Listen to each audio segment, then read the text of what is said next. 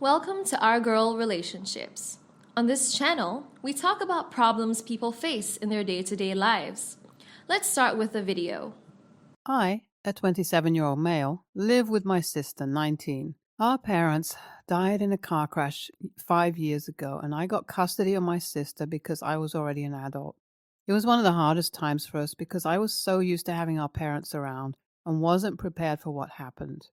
It would have been easier if they were sick and then died. At least I would have been prepared for the possibility, but they just went on a short trip one day and never came back.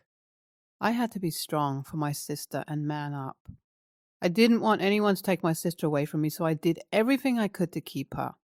I started working 2 jobs at first. One was online and the other on site. We moved out of our parents' house to a different place because it was too traumatic for us.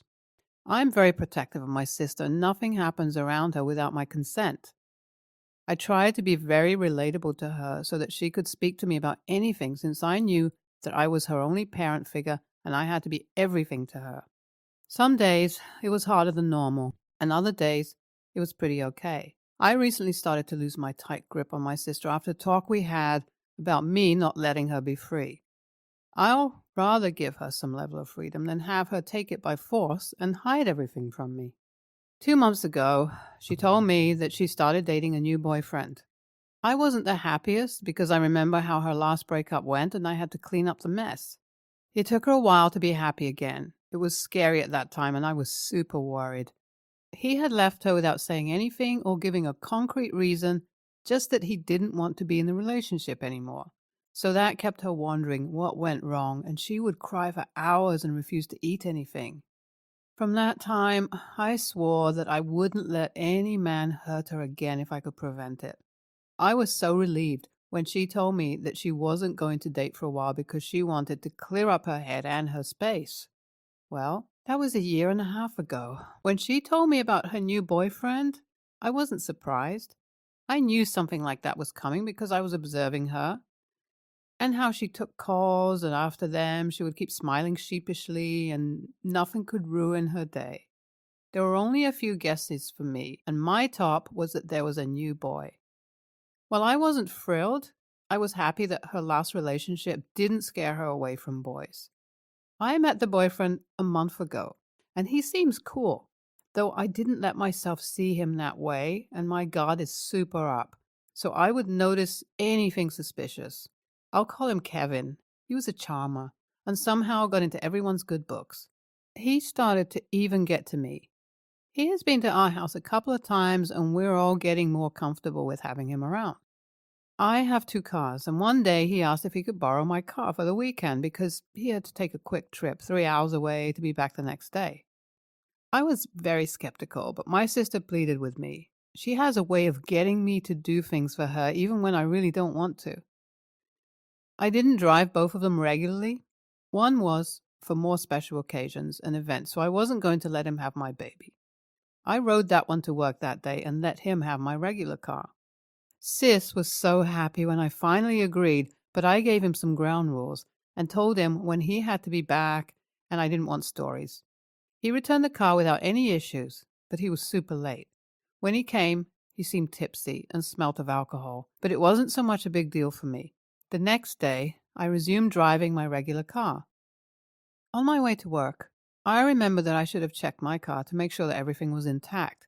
So I decided that I would do that when I got to the office. I was always 20 to 30 minutes early, so I had time. At a glance, everything looks good, but I noticed a black box in the back seat. I opened it, and I could not believe my eyes. It was a gun. I stood there wondering why my sister's 19-year-old boyfriend would have a gun and what he was doing with it. I wasn't sure what to think and how to handle the situation. It was delicate because he is my sister's boyfriend, and I didn't want to come off like I was accusing him of something, but I would need to know why there was a gun in my back seat. I made up my mind to talk about it with my sister once I got home. When I arrived home, my sister wasn't home yet, so I called her to find out where she was and if she would be coming back soon. She told me that she was with her boyfriend. That made me very uncomfortable. What if he was dangerous? I asked myself what I really knew about this boyfriend of hers and what his background was. I told her I needed her to come home and I wanted to discuss something really important with her. She was going to argue, but stopped herself and said okay. Thank God we didn't have to go through that. She got home an hour later and asked what the matter was. I led her to my car and showed her the gun. She was confused and asked me what I was doing with the gun and why I was showing it to her. I told her it wasn't my gun, and I saw it in my back seat this morning when I was looking through the car since I lent it to her boyfriend. She suddenly got what I was trying to say. Her boyfriend left his gun in my trunk. But there were so many unanswered questions that we needed answers as soon as possible. She said it was strange that we would have a gun and he had been acting weird all weekend while he was away, and when she saw him today, he kept looking over his shoulder. There was something fishy here, and we needed to find out what it was before we got into trouble. I told her not to ask him over the phone so he doesn't run away if we need to worry about that. We agreed that she would invite him over tomorrow evening to ask him about the gun. I really hope it is not what I am thinking. I left work early so that I would be home before my sister's boyfriend was supposed to be over at our house. I didn't want to leave both of them alone in the house, knowing that there was a weapon there that could easily be used. If he had a gun, that means he knew how to use a gun. I also have a gun, but it's licensed and only for self-defense, so you wouldn't see it lying around anywhere. When he came in, we went straight to the point. My sister asked Kevin why he had a gun, and he denied it and said he didn't have one, and asked why we would even ask him that. He said he has never handled a real gun in his life, plus he didn't have a license. We took him to my brother's car and asked why he left his gun there. At first, he looked surprised, like he had forgotten about it, and then said it wasn't his. He was obviously lying. I have nothing to pin down on him, and I haven't heard of any crime cases, but now I regret borrowing him my car. Only God knows what he did with it. I just know that he was my sister's boyfriend who goes to school and has a part-time job. I don't know anything personal about him, and it's freaking me out. For all we know, he could be a criminal. I don't know what is going through my sister's mind because she is arguing with him and trying to get him to admit that the gun was his. Because there was no way I would put a gun in my own car and call her to tell her, and he was the only other person who used the car. Did he really take a trip? And if he did, what was the purpose of his trip? I didn't bother to ask him all of that before I foolishly gave him my car. I'm thinking of reporting to the authorities, but I have nothing on him except he left a gun in my car, and with that, I can't prove anything. If my sister doesn't break up with him at this point, I'm going to make her. He didn't admit that the gun was his, and he obviously is lying. I asked my sister how much she knew about him, and everything was very vague. She had never been to his house and didn't even know where he lived. They either came to ours or they went somewhere else. She confessed to me that she felt that there was something shady going on recently, but she didn't know what it was. He had been acting suspicious, and he was always agitated and easily irritated. I told her that none of us was safe with him because we knew next to nothing about him, and with his shady attitude, we may have already put ourselves in danger, and so we need to cut off from him. It was painful for her, and she cried a lot, but she agreed. She apologized to me for putting us through this. I felt horrible for her because her first boyfriend was not it at all, and now this one could be a criminal. She made me promise not to go to the police. I was hesitant and said that she was beginning to fall in love with him, and yes, maybe he was shady and wasn't willing to tell the truth. The consequence was that she broke up with him and cut all ties from him, but she didn't want him to go to jail. She said the police would find him themselves if he did something wrong. I agreed, but I really hope it was the right decision. NTA, please run far away from him as much as you can. If he is weird, borrowed your car to go someplace you don't know, left a gun in it, denies that it is his, then he is not who you think he is. For all you know, he could have set you up. NTA, report him to the police. Your sister is speaking because she loves him, but you don't want to get into more trouble if the police find out something and you get implicated. Next story. So, about a year back, my family, me, 17 female, my brother, mom, and dad, got kicked out of our rental home. My parents struggled financially to support all of us and couldn't find an affordable house that suited our needs. So they came up with a genius solution. They basically started renting a 2-bedroom house and told me in no uncertain terms that I was going to find a family member to take me in. They kicked me out and left me in the front yard with basically nothing but a bag of clothes and my cat. They didn't even help me figure out a living situation. I ended up staying with my disabled aunt for a few weeks, but she couldn't financially support us both, so I had to figure something else out. I ended up venting about this online, and an older friend of mine, Ace 24 NB, privately reached out and offered to let me stay with him. Ace and I had been friends for a little while at this point, and I trusted them. So I said yes. They drove up to my aunt's place, and they stayed with us for a few weeks. And then we picked up my things and headed back to Ace's home.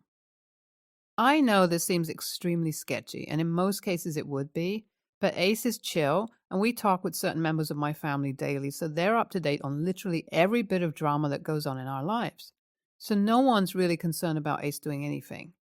We only live about an hour-ish from my aunt. I'm safe. Please don't call Ace weird or sketchy or anything. They aren't. Anyway, recently one of my cousins got married, and I got invited. I wanted to go, so Ace drove me home and I went to the wedding with a friend. This was the first time since they kicked me out that my parents saw me and they freaked out.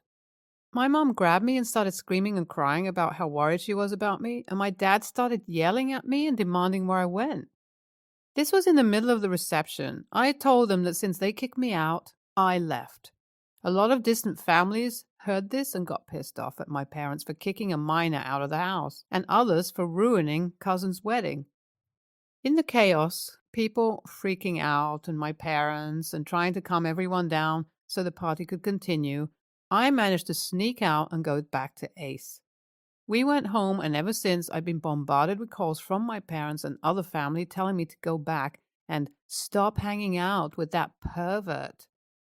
I've been refusing and blocking numbers left and right. Also, my cousin forgave me for what happened at her wedding. She said she enjoyed the drama and having the attention off of her, while her husband solely blamed my parents for what happened. I honestly think my parents don't care about me. If they did, they would have contacted my school before now about me, or the cops, or even my aunt who says that they never ever talked about me when they called her. Either way, AITA for running away, ruining a wedding, and making my parents look like bad people. NTA, you didn't run away. They kicked you out. They made that scene because the family was asking about you at the wedding and they didn't know how to answer. So when you showed up, they saw it as the perfect opportunity to turn it around onto you as running away, to deflect from them kicking you out. They didn't expect you to tell the truth.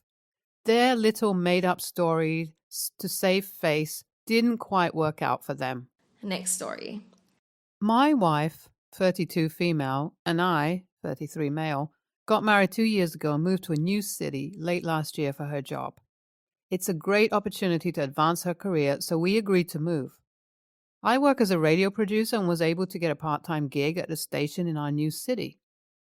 The new city is a much larger market than we previously lived in, so there are actually more opportunities for me here as well. My wife makes enough to support us right now, and getting a part-time job makes looking for a better job that much easier. Well, at one of our sister stations, a longtime producer suddenly left and they offered me the role in the interim while they searched for replacements. I jumped at the opportunity because I felt if I do well enough, I already have my foot in the door to make it a permanent thing. The only problem is that this job is on a sports talk station and I know pretty much next to zero about sports. I took the interim role about 3 to 4 weeks ago. The first week I couldn't really add much to the show because I didn't watch sports and I don't know much about them. After that week, the host pulled me aside and told me that if I want to be kept on permanently, I need to either learn more about sports or get better at faking it. The problem with that is that this city has all 4 major pro sports and a Division 1 college. That's a lot of content possibilities for our show, with a variety of different sports and hundreds of athletes that I needed to at least halfway familiarize myself with. So I started watching more of the local teams, which means hockey, basketball, and now baseball at the pro level, and also last week the Masters Golf Tournament. I went from watching zero sports to watching at least 2 or 3 hours a day, basically giving myself a crash course on everything I could. This last week, the host of the show complimented me on how much better I'm doing and said if I continue this way, then he will push for me to be kept on permanently. The drawback to this is that my wife also has zero interest in sports and has grown frustrated with me for dedicating so much time in front of the TV.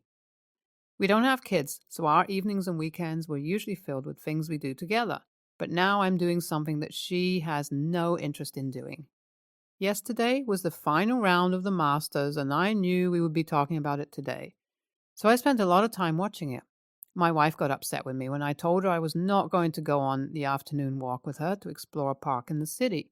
She told me that I'm not spending enough time with her and that she's sick of me spending every night and all weekend on the couch. I told her that this is for my job, and I'm still not knowledgeable enough about sports to fake it well enough to keep this job. I told her that I want to keep this job permanently, and until then, I'm going to do everything I can to make that happen. She went on the walk without me and barely spoke to me this morning before she left. I think you both have fair points here, honestly. You're throwing yourself into a new opportunity and you're trying to give yourself every edge you can. She wants to spend time with her husband with mutual interests. I get it. This is something that needs to be solved with conversation between the two of you and not finger-pointing about who is wrong. I will say this, though. Sports media isn't a thing you can just sort of follow and be successful in. You don't have to be an expert on every sport, but you would be expected to be conversant at most of the popular ones. That doesn't slow down. If you don't care for sports, you will burn out. I think you might be better off getting out of the sports beat.